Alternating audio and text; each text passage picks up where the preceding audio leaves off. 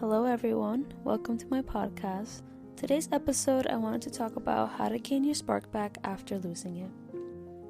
And the reason I wanted to talk about this was because in the last year I felt like I lost my spark. I felt like I was never going to gain it back, and finally I'm starting to feel like it's coming back. And excuse my little scratchy voice, it's a little bit scratchy because I've been sick for a little bit, but just don't mind it. First piece of advice would be to spend time alone. Spending time alone is always the best thing to do when you're trying to heal and find yourself again, because if you don't allow to spend time alone, then you will not be able to feel out your feelings and truly understand who you are, what you are, and where you want to be. Being alone is definitely something difficult because when you're alone, that's when you are feeling all of your emotions, and when you're around people, you can ignore all of those emotions. So that's why I said, make sure you're spending time alone, because if you're not spending time alone, you're not truly healing and you're not really feeling out your feelings. And that just defeats the whole purpose of trying to heal and finding your spark.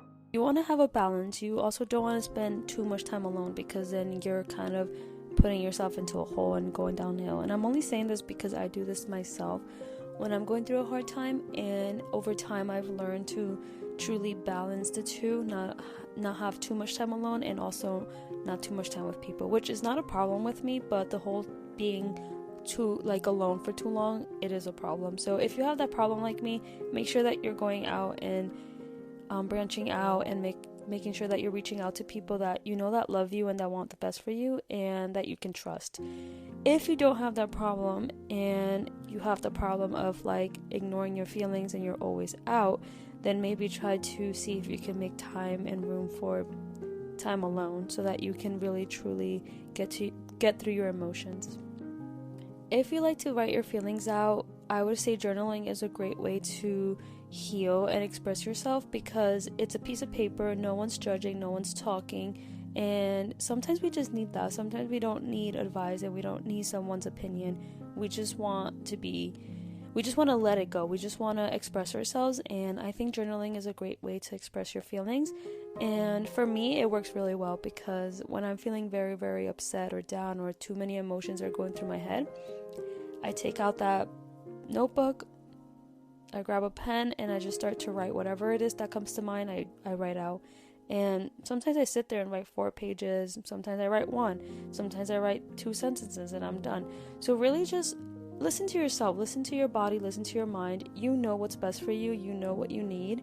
So whatever it is that you feel like is going to be the best thing, then go do it. These are just things that helped me gain my spark back, but that doesn't necessarily mean that you need to do them or they'll be good for you. But definitely try them out if you feel like you resonate with them.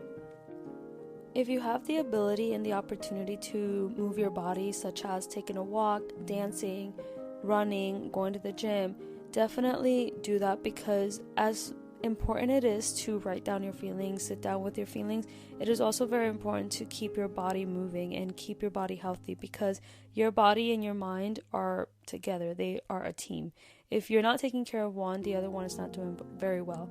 And a lot of times your mental health will manifest in physical symptoms like a headache or chest pain, a stomach ache, whatever it is. Your body will let you know that you're under stress and you're not okay. So definitely listen to your body, and if you can move around and really get out there, do it, because it does truly help. And moving your body can never hurt you. It's only really gonna help you. In reality, it helps your mental health and it helps you physically. So if you're trying to heal, make sure you move your body. It will help you. It will heal part of you that you don't even understand. Confide in good friends that you know will be there for you, friends that you can reach out at any time, any minute, and that they will be there for you. And trust me, a good friend, someone who's truly your friend, will never make you feel like you're a burden or that you're bothering them. So don't be afraid to reach out. Just do it. If your friend can't be there for you, and I don't mean this there's boundaries, obviously. If you're really draining your friend every single day and they can't handle it, people are allowed to say, hey, this is really taking a toll into my mental health. But if you're the type of person like me that doesn't really reach out when I need help and I'm randomly reaching out and your friend is kind of like not helping and just not being a good friend, I would say, like, find better people that you can confide in and be around. And you don't have to be a nasty person to them. Just you kind of make a mental note and allow yourself to attract better people, because you deserve nothing but the best. Remind yourself that there is always light at the end of the tunnel. It is so important when you're trying to heal and find that spark again, to remind yourself that you are able to find that spark again. You're able to heal. You're not unable. You're always able to do better. You're always able to feel better. And a lot of times when we're in this dark space, we cannot see the light beyond, but it is there and we will get there. You just need to trust the process and not be don't get impatient, because when you're in pain and you're really trying to find your spark again, you need to be so patient with yourself and so gentle with yourself, because if you're not, you're gonna just make things a lot worse. And you don't need to make things worse for yourself when you already feel crappy. So just be gentle, be nice, be kind. Treat yourself the way you would treat someone you would love. Make sure you're not afraid to speak up for yourself, speak your mind. If you need to say something, say it. And I'm not saying go be a nasty, mean, ugly person, but definitely say what's in your heart, what's in your mind. And it's not a lot of times about if the person reacts or says something. It's more about like, I let this go out of my chest. Thank you for listening, and go about your day. You don't need to say anything more or anything less. Just say what you gotta say and just keep going. If you're into affirmations, and I would definitely say to do affirmations either in the morning or at night before bed. And honestly, affirmations are not just anything, and they're not just words. They truly do help, and they help you rewire your brain. You're rewiring your brain to think a different way. Instead of thinking about things negatively, you'll think about them positively. So definitely do affirmations if you're into them. Obviously, some people are not, so it's not something you need to do, but it's something that helped me, and it continues to help me. And especially do like gratitude affirmations. Being grateful is so important, and I'm not gonna lie, it truly changes your day. If you're just take a moment when you're upset, or you don't have to be upset, even just take a moment just to be grateful for something in your day or in your life. It changes your mood so fast. If you're into reading, I would suggest to read self-help books.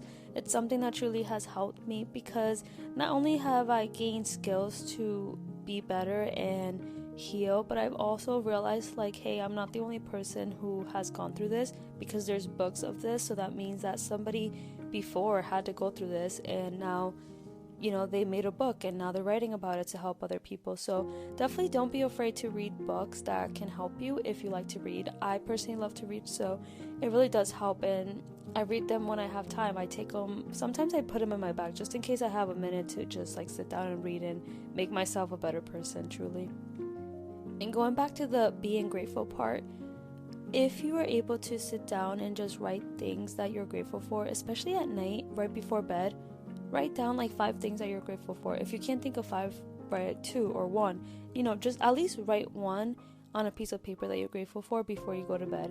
It really truly does change your perspective in life, and even like you'll wake up feeling a lot better. Make sure you feel every single emotion that you need to feel throughout your healing journey, because you don't want to look back and be like, wow, I should have felt this emotion, or I should have been kinder to myself, or I should have just allowed myself to be angry because now I feel angry. Feel your emotions as they come. Do not shy away from them. Do not be afraid of them because of what others may think. Feel out your emotions. They're your emotions and you're allowed to feel them. And if anyone has anything to say about it, then you can kindly dismiss them, or just like be like, I don't agree with that, but these are my feelings and I'm allowed to feel them the way that I want to. Create boundaries. This is your life, and you're allowed to create boundaries and tell people like, hey, I'm feeling this way, and I understand that you don't agree with it, but these are my feelings, and I'm not hurting anyone or myself. I'm truly just feeling out my feelings. So don't be afraid to feel your feelings. Cry it out if you have to cry it out. Be angry, be resentful. The only thing is, don't hold on to those emotions so much, and that's something that I can struggle with sometimes, so I definitely take accountability for that. but just feel them out and then let them go into the universe. Just don't hold on to them for too long, because then you start to become a bitter person, and you don't want to become that bitter person. What you're trying to do here is finding yourself again, healing, and finding that spark again.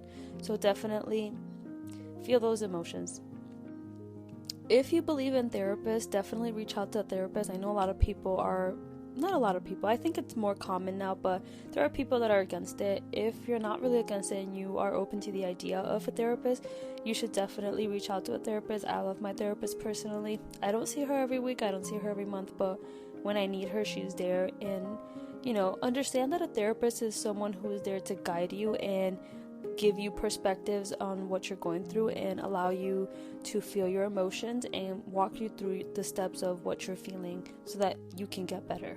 So it's definitely not someone who's going to fix you and heal you, but it's someone who has the knowledge of how to help you, and that's something beautiful and something that you should definitely take advantage of, because a lot of people don't have the ability to have that, and they would want to. So if you have the ability to do it and you are able to have a therapist, I would definitely suggest to reach out to a therapist. And to wrap it up, I would say make sure that you are eating healthy, really putting things in your body that are good for you, drinking your water, taking your vitamins, eating your fruits every day and vegetables. These are key points, because we don't think that our bodies and our minds are connected, but they are. And if you feed yourself good foods, there are foods that let out good hormones in your body. So definitely do your research. I do so much research. Whatever I eat, I always look up what are the benefits to eating this for my mental and my physical, because you always want to know what you're putting into your body. It's very important, and maybe it's something that you've never thought about while you were growing up, and I definitely wasn't. But now that I'm in this journey of I want to better myself and I want to make sure that I am the best version of myself, I make sure that I'm putting good stuff into my body. I mean, sometimes I'll eat that burger or that pizza, but what I'm saying, overall, you want to make sure you have a good foundation and a good diet where you're really truly taking care of yourself. And yeah, that's all that I have for you guys today. I hope you enjoyed this episode, and I hope it really truly does help. I do this so that I can share my journey, and hopefully I could help someone along the way. And depending on when you're listening to this episode, I hope you either have a good day or a good night. And if you haven't followed my podcast just yet, hit that follow button. Thank you.